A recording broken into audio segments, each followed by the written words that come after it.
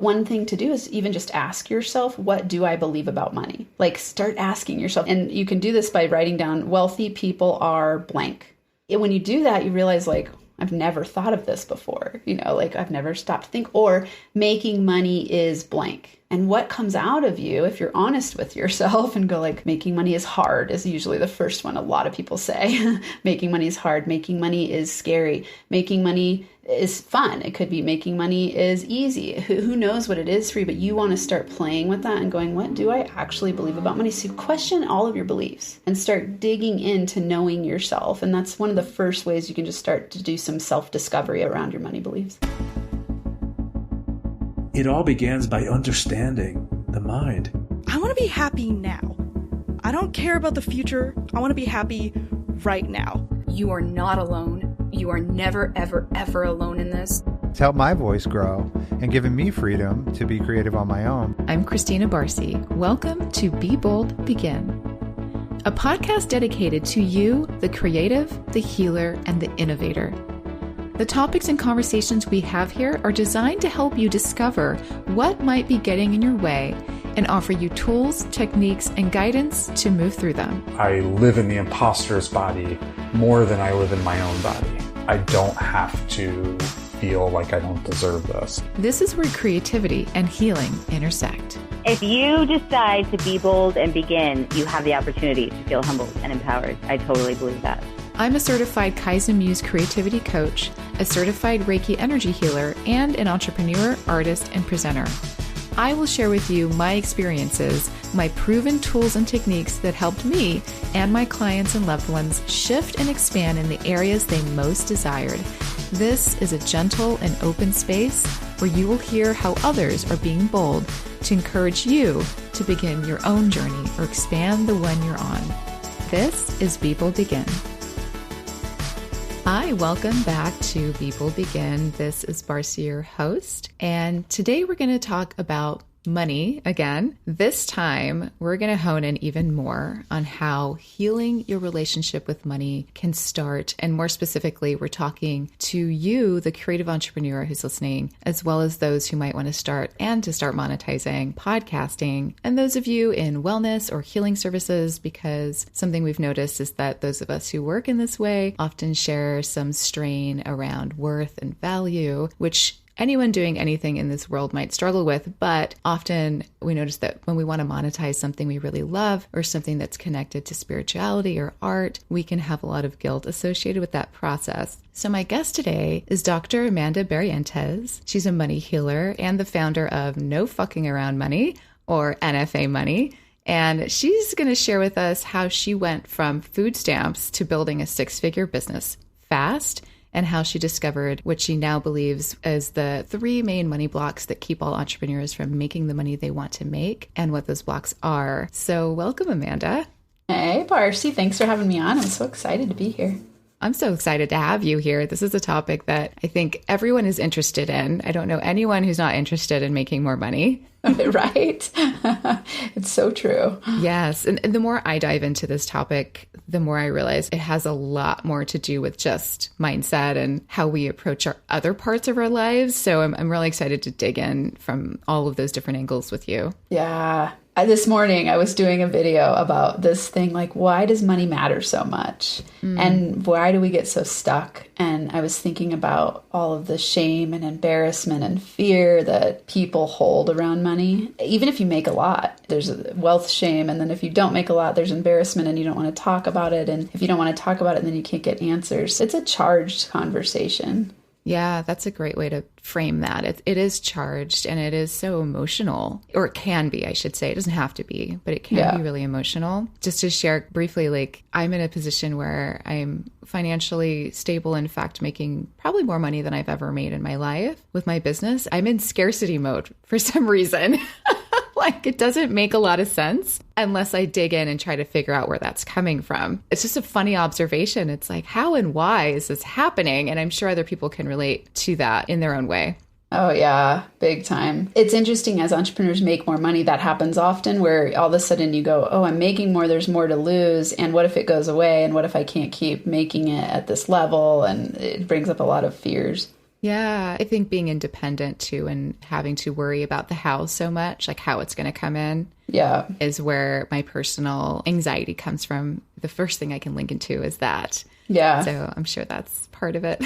Yeah. We'll dive into all these things. Yeah. Yeah. Wonderful. So I do want to hear about your story, because that is quite the statement to say that you went from food stamps to six figures fast. Fast is like the even more charged word in that. It's like, okay, how did you do that? So before we dive into the how so much, I would love to hear more about what you were doing before you kind of found this discovery and how to shift into that path.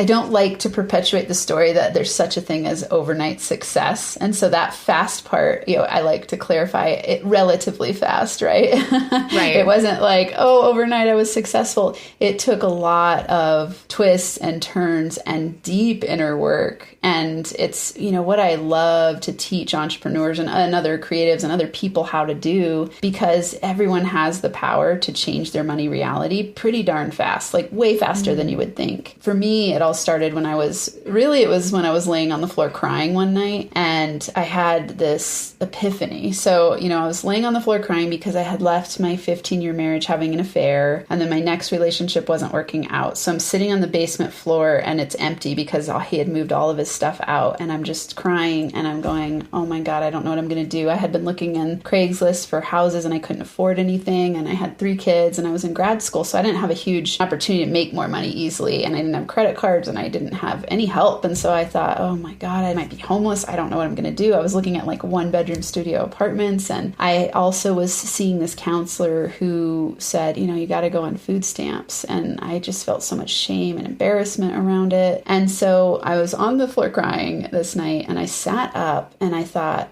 I am the center of the problems. Like, it's me. I got to do something different.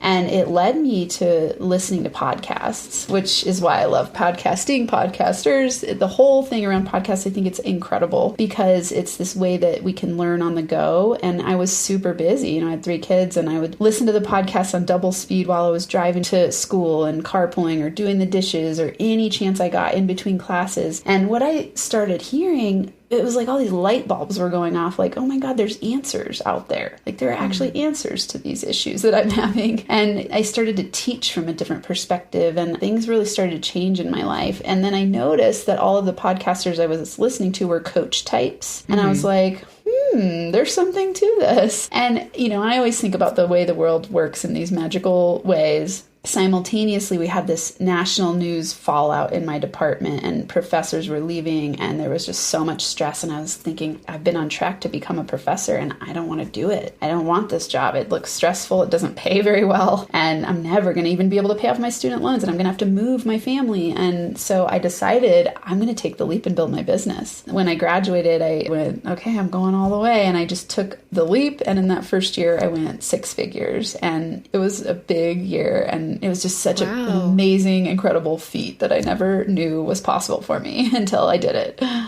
That's amazing. Thank you for sharing that starting point and kind of how you started to think about things differently. I love that podcasting is part of that story, because it just really has an intimate effect as well, where there's real people on the other side of that are not necessarily scripted. It's just people doing the work they do and having conversations about their lives. And that is super inspiring. So I just love that that's part of your story. Can you share with us what kind of professor you were on track to becoming? Yeah. So my PhD is in sociology. So I was teaching a lot of sex, gender, and society classes, and also criminology. So my mix in my dissertation, I was doing life history interviews with incarcerated men who had spent on average 18 years in prison and had been gang involved. And it was their story of transformation and flipping the script and seeing the other side and seeing them as victims instead of perpetrators. I mean, the research itself was incredible. The way that you get to write about it and do it in academic world is very different than personal growth and development world. That's so fascinating. I have to ask, was the work,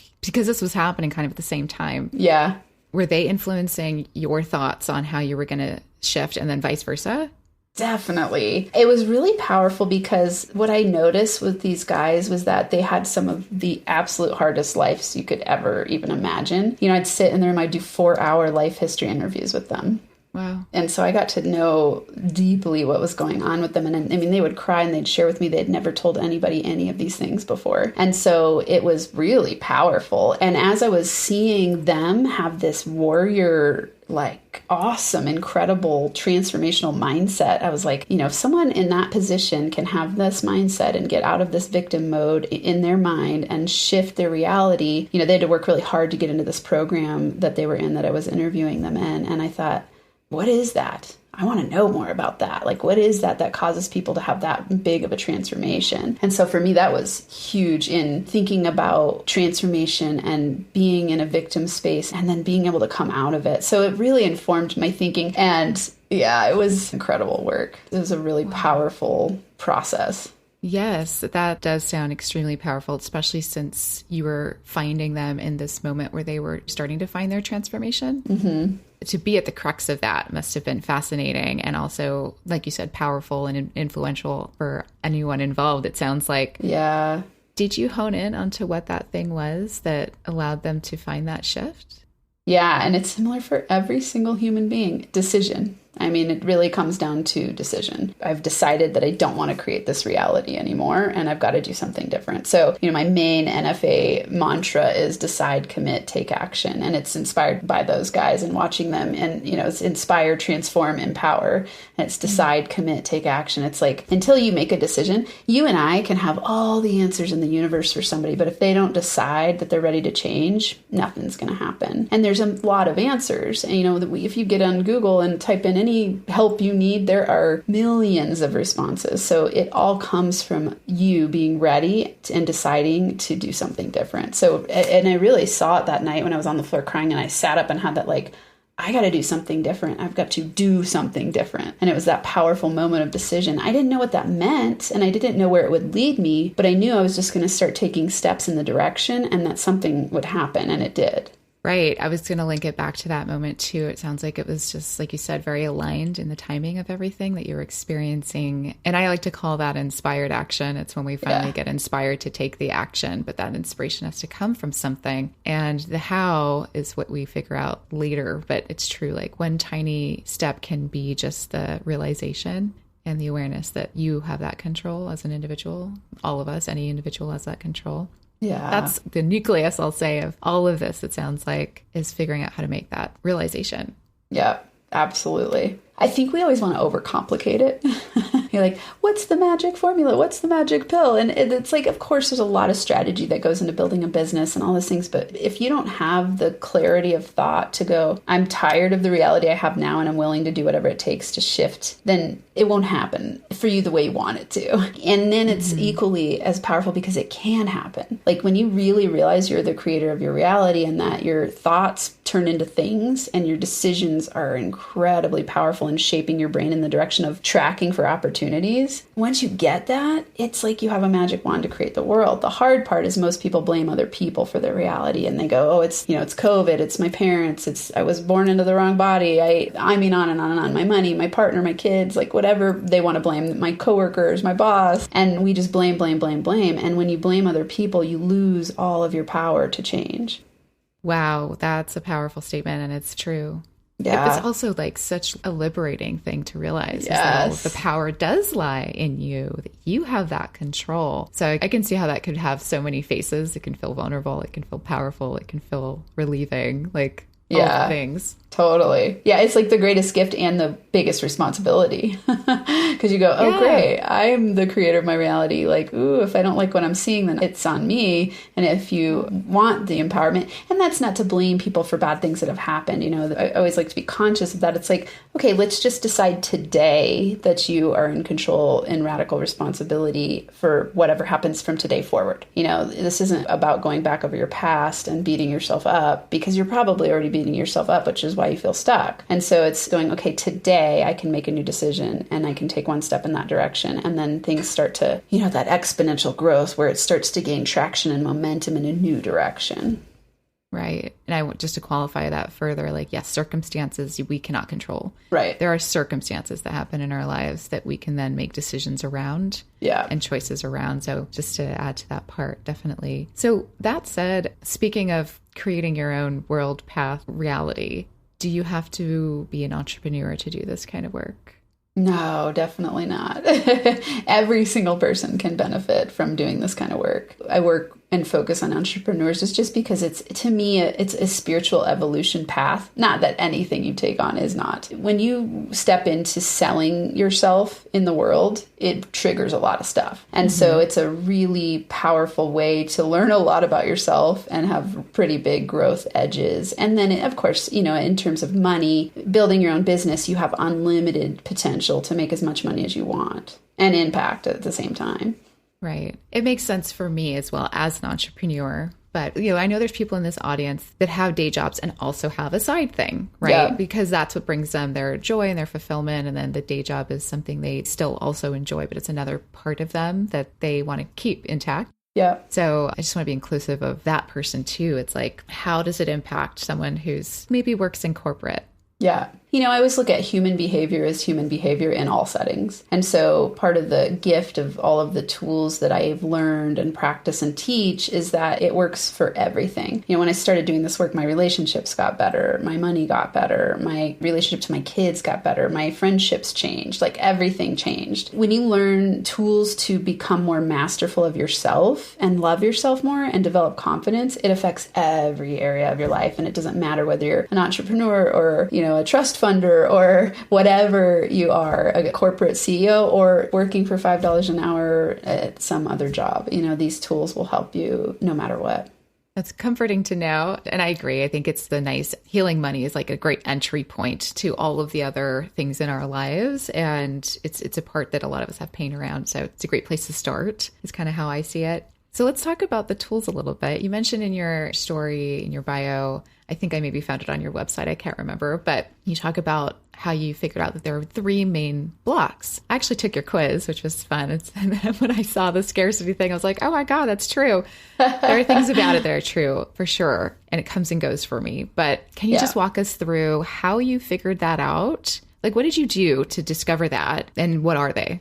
Yeah. First, I want to say before we go into that, you will always run into these time and time again in different and new ways. And so when you said, it's kind of like comes in waves, I've had people ask me a lot, do you get rid of your money blocks? Never. They don't ever go away because you're always going to be growing into new versions of yourself. And at a new version of yourself, you're going to meet a new block that you didn't see before. And so these come up again and again, which is also what I like about, what I teach and the tools and learning about money blocks is you go, oh, here it is again, or oh, here it is in a different version at a different point in my life, and you just keep working with it and you keep practicing. Money mindset mastery or mindset mastery in any version is like building a muscle. You don't go to the gym one day and go, I'm going to lift 100 pounds 10 times and then my biceps are going to look amazing and I'm going to be super healthy. Instead, you go every day and you create a habit out of it. And so mindset mastery is exactly the same. So with the money blocks profile, what I did was I worked with a lot of different types of entrepreneurs that were in very different types of businesses. It was men and women. It was sometimes couples, families that, had teams together and, different places in the world. And I saw the same patterns over and over and over again. And I thought, as a sociologist, that was one huge benefit of grad school is I learned how to look for patterns in my dissertation research. And so in my business where I was like, there's a pattern here going on. I keep hearing the same thing over and over and over again and seeing the same thing and the same stuck points over and over again. And so part of this came up because I had all of the people I worked with write their money story. So I'd walk them through the process of writing their money story. And in that process and in my work with them, I just kept seeing money block, money block, money block, same type of money blocks. So there, of course, the unique history and experiences are different, but the blocks that they created were very similar. And so in doing that, I came up with this term called competing commitments. And what that means is that your unconscious and your conscious self is battling against itself. So there's these unconscious thoughts, decisions, and actions that you have, and there's conscious thoughts, decisions, and actions, and they battle. And so an example of this would be to go, I want to save $30,000 this year, and it's my dream to start being financially free. But then you see yourself spending a whole bunch of money on things that aren't getting you to move that mark in the savings account higher. And, in a business example, it'd be people saying, I want to build a 6-figure business, but then they go on Facebook and they spend 6 hours, goofing off on Facebook, just going down the wormhole instead of doing anything to promote themselves in their business. And I kept going like, what is this here? And it's those unconscious belief systems that were blocking them. And I kept seeing the pattern of these money blocks, and money blocks are it's competing commitments, but money version of competing commitments. And so I started to see the 3 patterns over and over. And it was the 3 types are money is bad, money is scarce, and money causes stress. And I think of those as kind of paradigm beliefs, where underneath each of those, there's a lot of different beliefs going on. So an example of a money is bad belief would be, this one hits creatives hard, and definitely people who are really have a spiritual background or a religious background. It would be that belief that money is the root of all evil. Somewhere in them, they have this where they go, it's not spiritual to make money doing what I love. I've been given these gifts. It's not spiritual to get really rich. What if I turn into a greedy jerk when I make a whole bunch of money? And so you have these unconscious sabotage avoidance strategies that when you start to make a certain amount of money, you sabotage it and get back to a certain money set point where you feel safe. Like, oh, I'm not going to become too rich, and then people won't think I'm a greedy jerk, or I won't think I'm a greedy jerk. Money is scarce tends to show up as there will never be enough. So often money is scarce. People will make a lot of money, but then they're always pushing to the next level because they are afraid it's going to go away. Or it could be they work really hard and they go, oh, I can't have a good relationship and build my business because there's that scarcity of not enoughness. Imposter syndrome comes in here a lot too, where it's like, I'm not enough. What I have to offer isn't enough. And so there's a lot of over delivering and undercharging, and the money is scarce money block. And then on money causes stress, this is a big one too for high achievers, where they always set the bar really high and they work a lot because they have this underlying belief. It seems counterintuitive, but they have this underlying belief that money causes stress. And so they avoid looking at efficient and effective ways to make more money because they think that it takes hard work to make money. And so I hear a lot too. Yeah, it's the hard work part. It's wild. And that's that thing. They go, well, geez, if I want to 10x my business, there's no way I can work 10 times as hard. And so they will limit their success. So there's a lot of fear of success in this one. And they'll limit that by not making too much money. And usually these are all rooted in what we got downloaded when we were kids, like into our brain, right? And we're just absorbent sponges. And so we start to develop these beliefs, and no one ever told us not to believe that they're true, because we kept seeing time and time again that they were true to us at that time in the way that we developed our beliefs. Wow, that's a great breakdown. And I can relate to all of them in some way at some point in my life, at least, if not all at the same time. There was definitely moments like flashing through my brain going, oh, I remember when I went through that, or I remember when I thought that, or I have a little of that going on, or, you know, it's like also human, I guess, is what I'm trying to say. And it's also very nice to know that there's someone like you out there who's like, These are the things, and we can talk about them and get through them, and you're not alone. I think the normalization is huge in this arena as well. What do you think? Absolutely. Yeah, exactly. You're not alone. It's rare to meet someone who takes the money blocks profile who doesn't go, oh, I've experienced all 3 of those. Every once in a while, someone doesn't feel like they resonate with the money is bad, but then I'll hear them say something. I'm like, oh, that's a money is bad block. Like, you know, kind of criticizing someone who has a lot of money, or saying like, oh, that guy's just a jerk. And it's because they have a lot of money, right? And it comes up in various ways, but yes, it's so common. Every human being has these. And so as I see it over and over again and have people go through the profile and they're like, oh my God, how did you nail it so well? Like, yep. And sometimes people take it and they're like, I don't know about it. And then we'll have a conversation and they're like, oh yeah, that's exactly what's going on. Yes. And because I did take the quiz, I was very curious and wanted to just learn a little more of your process before we jumped in today. And the questions there aren't that many. There's like basic. When I say basic, I just mean that they are simple. Yeah. Like they're not complicated paragraphs. There's one sentence, yes or no kind of stuff. Is it this or is it that? It's like that. That's how it felt to me. Yeah. And then you get your breakdown. And the more I sat with it, like spaced from it, read it, and then, you know, you start to process, the more I realized that I related to it more than I even thought I did when I was taking the quiz or when I read it initially. And the more I simmered on it, it really like stuck with me, if that makes sense. Like more stuff started to come up, and I had like dreams about it all night. Like all these money anxieties came up. And my mother was there, like my parents were there. It was like all of this stuff. It makes sense because you're right. It does start when we're kids. Yeah. So I guess my next question is, is it your parents, like your first influence? Is that really who's dictating your first beliefs and blocks around this kind of thing? Yeah. And I always like to qualify here. This isn't about beating your parents up. Right. Because a lot of people go like, oh, wow, well, no wonder I'm this way. My parents made me this way.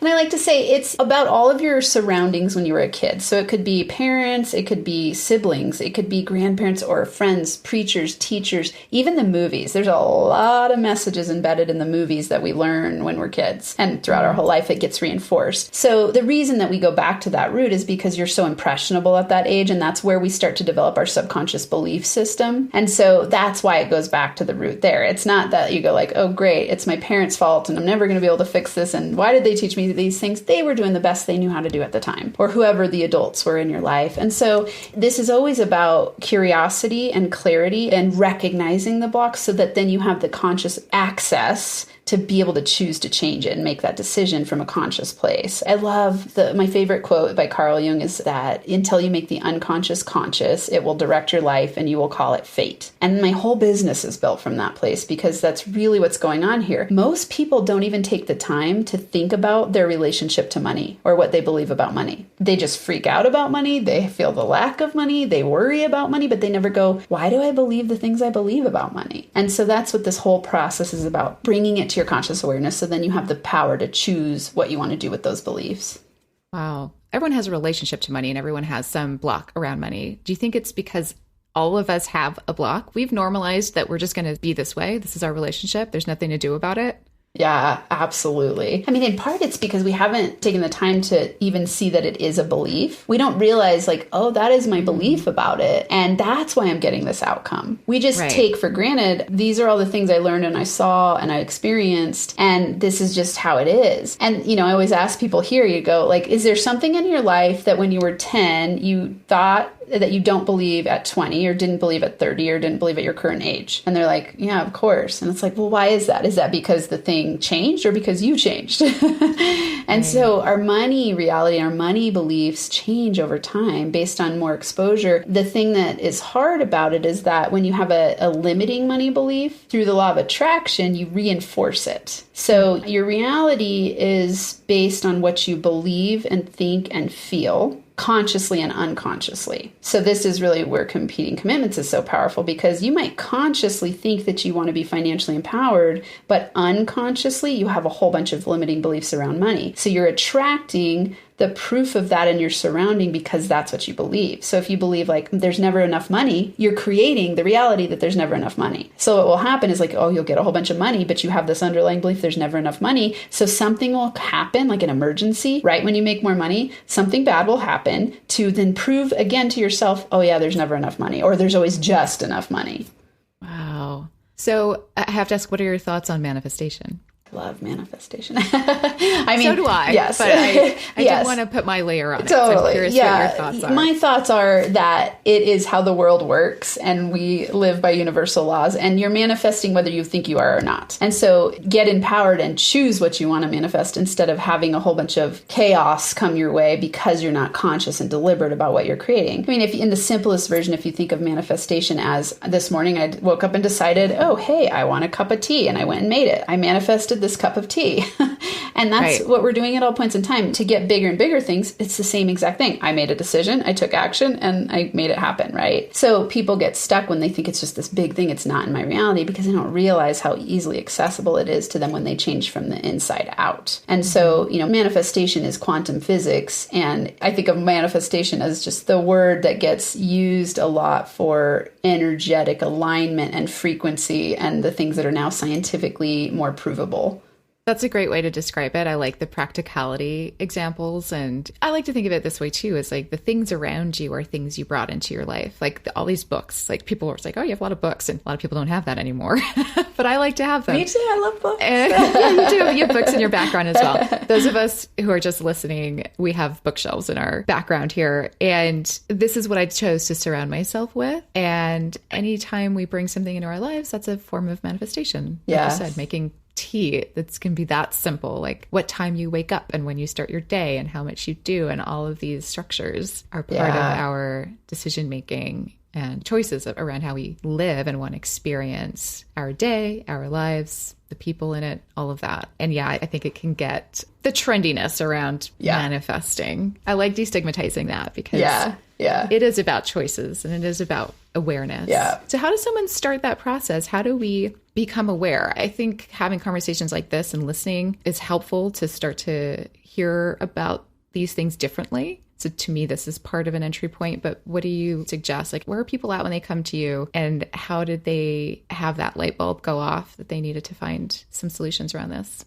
Yeah, because of manifestation, I always trust people come to me at the right exact moment, at the right time. And it's because they're looking for an answer of how to get aligned to have more freedom in their life and more flow and feel good. My way that I structure my business is I want to help you work less, make more, and have fun. And what that means is, that work part, like stop efforting so hard and struggling, and let's get you aligned so that it feels like play and that you're not stressed out about what you're doing in the world. And then you get to make more money because that's a natural outcome of doing what you love. And then the have fun part is you're living in your zone of genius, doing what you enjoy, whether it's, climbing the corporate ladder, getting a different job, doing a side hustle on top of your job, or building a big successful business. Have fun doing it because we only get this one life, right? And so in terms of people coming to me, I always take them through things like the Money Blocks profile first, because we need to understand and just have that starting point. I have them rewrite their money story. So they go through the process of writing their money story and rewriting their money story, and then take them down the journey of developing, really, I think of it as up-leveling themselves. It's really confidence development.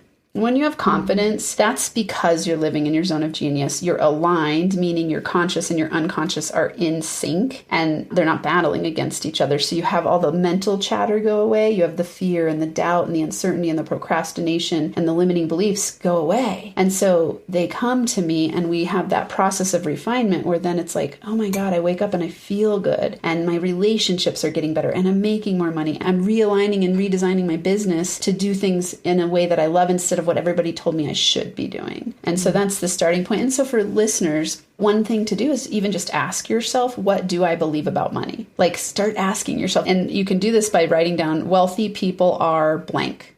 Ooh, that's a good one. When you do that, you realize like, I've never thought of this before, like I've never stopped to think, or making money is blank. And what comes out of you, if you're honest with yourself and go like, making money is hard is usually the first one a lot of people say. Making money is hard. Making money is scary. Making money is fun. It could be making money is easy. Who knows what it is for you, but you want to start playing with that and going, what do I actually believe about money? So question all of your beliefs and start digging into knowing yourself. And that's one of the first ways you can just start to do some self-discovery around your money beliefs.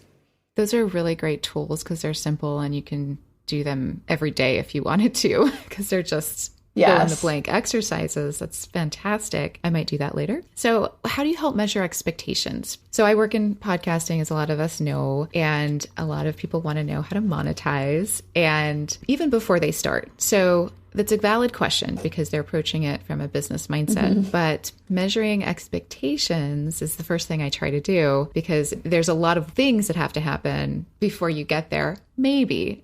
I think there's some belief system in that as well, where you can be creative and come up with solutions maybe sooner than the traditional things that are out there. All that said, how do you approach that type of conversation with someone who's like, well, I need to make this amount now? Like you were in a situation like that where you're like, I've got 3 kids, I'm in school, I need to figure this out as soon as possible. How do you help people through that part? So many things packed into that question. And it's a good one. I mean, it's a really good one because it is, I think, a very common thing that people struggle with in any area of life or business is managing expectations and thinking it should be easier than it is. Well, I can say that and simultaneously say you can make your life really easy.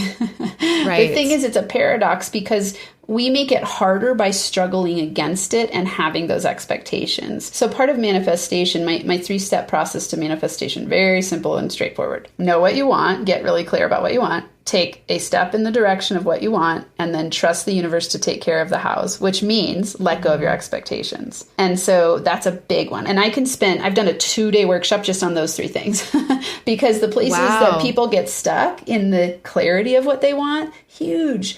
People don't know how to even ask for what they want because they've been conditioned over their whole life to have scarcity thinking and be scared to ask for what they want, and they don't know themselves well. So they get really stuck there. And then the second one, taking action. If you don't know what you want, how are you going to take action in any direction? Or are you going to have shiny object syndrome and take 5,000 steps of action in 5,000 different directions, and then it takes you way longer because you have scattered energy and scattered effects. And then in that third one of letting the universe take care of the hows and bring the opportunities to you, when we set up expectations in a really boundaried, intense way, it's us being in hyper control, and it actually makes the process 10 times harder. And so, when people come to me with those, I got to get it done now, and it's got to happen fast, like it's fear-based, right? We're only living in two states, fear or love, fear or inspiration, fear or joy, fear or gratitude. And if you're pushing and forcing, you're in a state of fear. And so when we have those intense expectations, it's a forcing energy and it repels things away from you. And so it makes it a lot harder. So I like to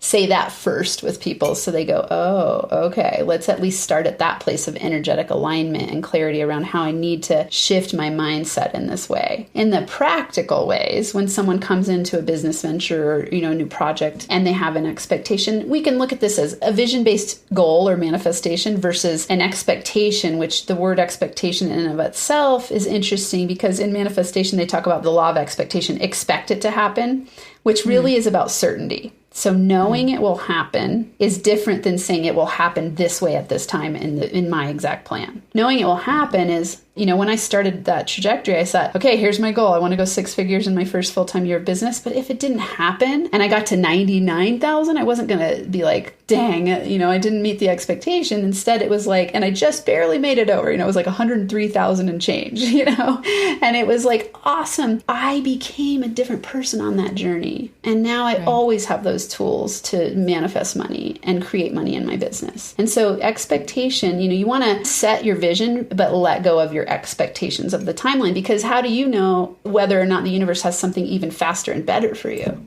Right. And I've experienced that for sure. So just to clarify, I use the word boundaries a lot, and I think boundaries are important. So when you say boundaries, you're speaking about the how, like trying to control the how things happen. Is that right? Yeah. Okay. I only say that because I use that word so much. Yeah. Boundaries are incredibly important, especially when you're thinking about like interpersonal dynamics and things like that. And you're right. Boundaries is not a great word to use there. It's more hyper control of the details.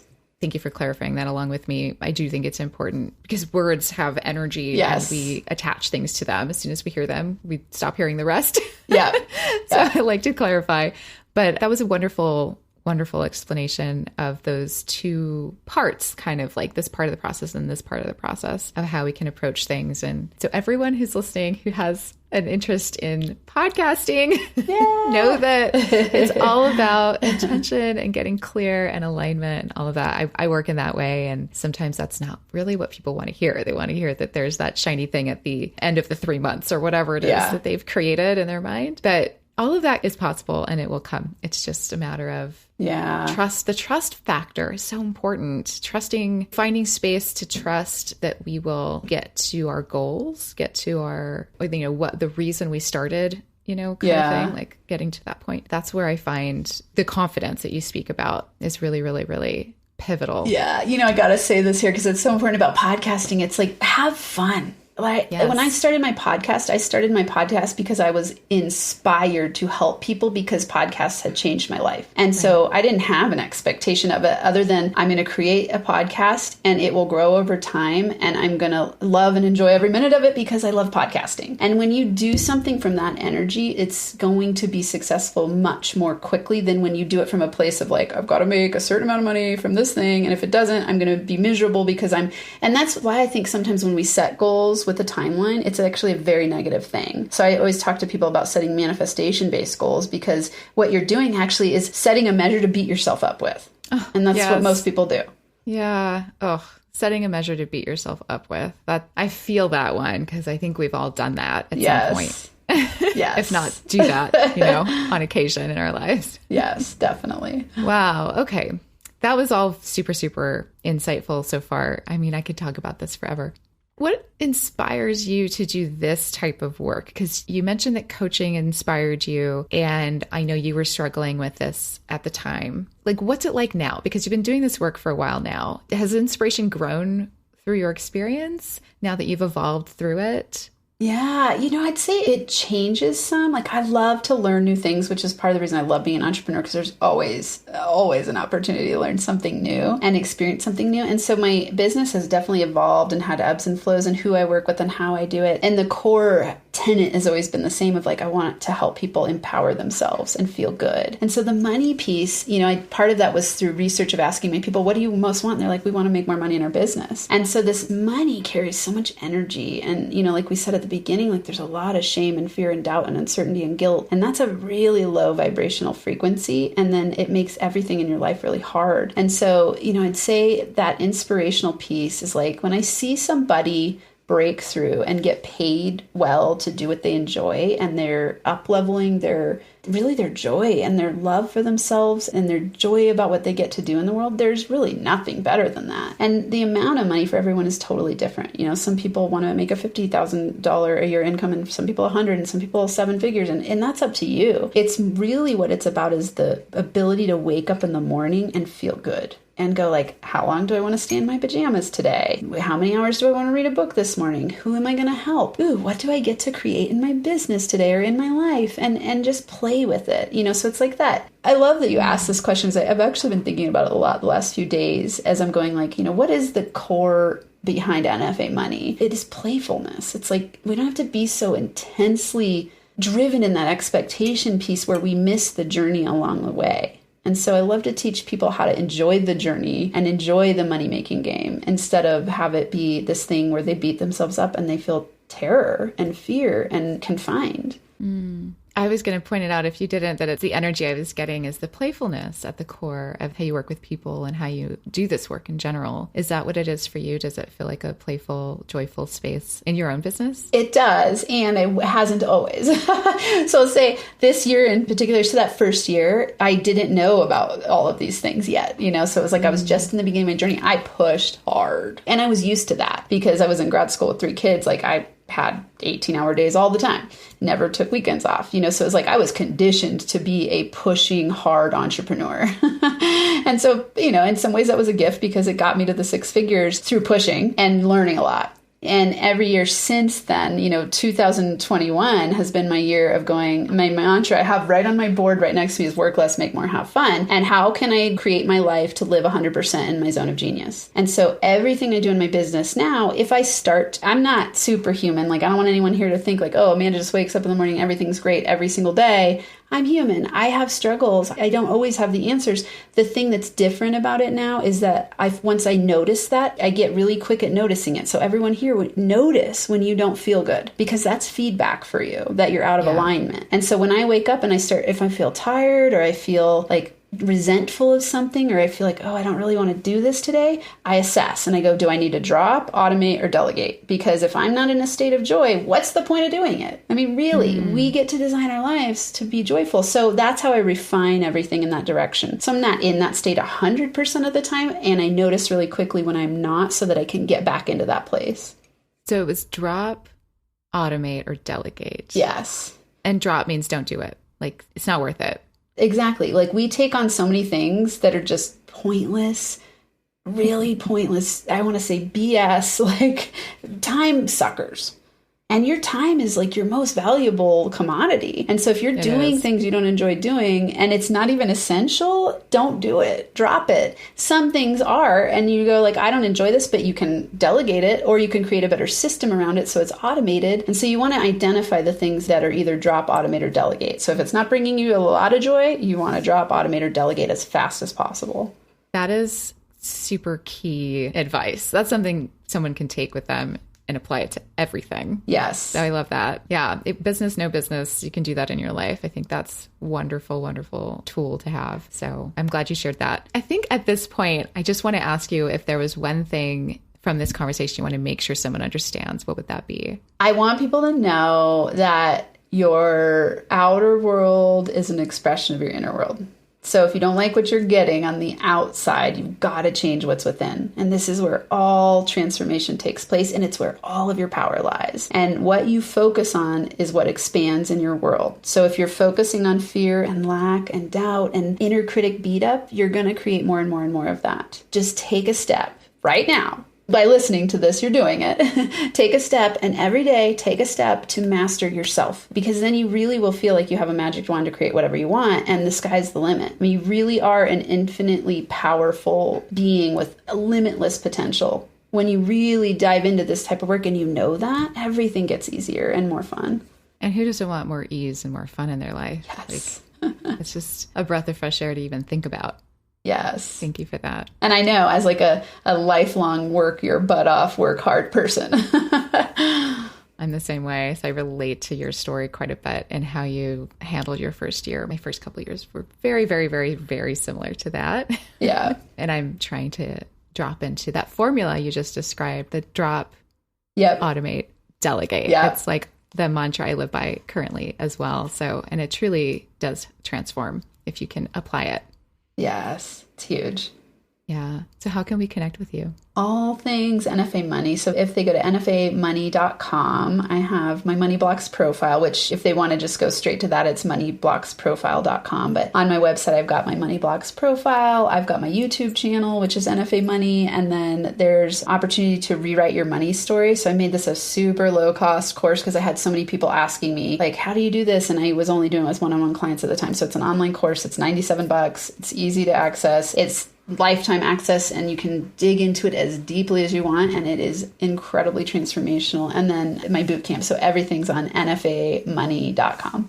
Amazing. Thank you. And before we close, I have to ask you about the name. Like, how'd you come up with the name No Fucking Around Money, and what does it mean to you? Yeah, so it's actually a really great story. When I was in high school, I was on the swim team, so I had to quit my volleyball team because I started swimming year round. And so the rec center had a volleyball league, but it was an adults volleyball league, and the rules were that it needed one adult. So I was like, Dad, you be the adult. I'll get all my kids, my friends together who are kids and just like warrior athletes, and we'll win the tournament. He's like, okay. So we did it. I named us Team NFA because, you know, you can't swear on the roster at the rec center.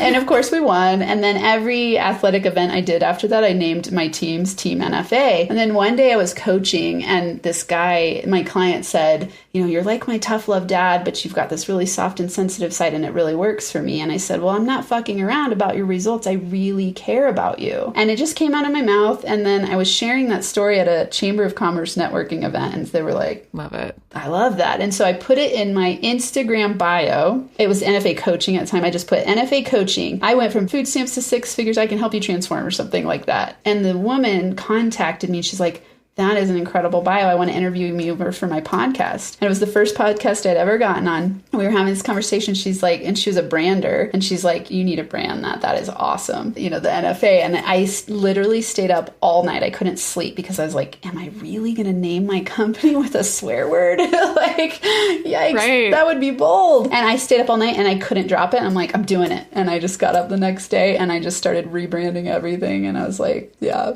it's been a fun brand. That's a great story. I can see where it's so you, and it is bold.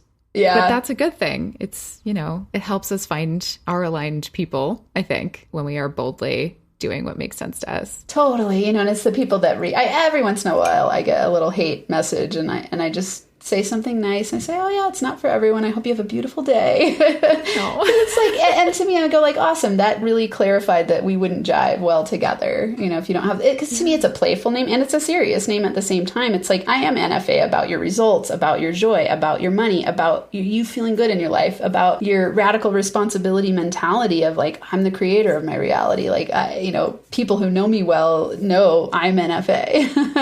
Yeah. I love that there's so much care baked into that for you. That's actually really cool. Thank you.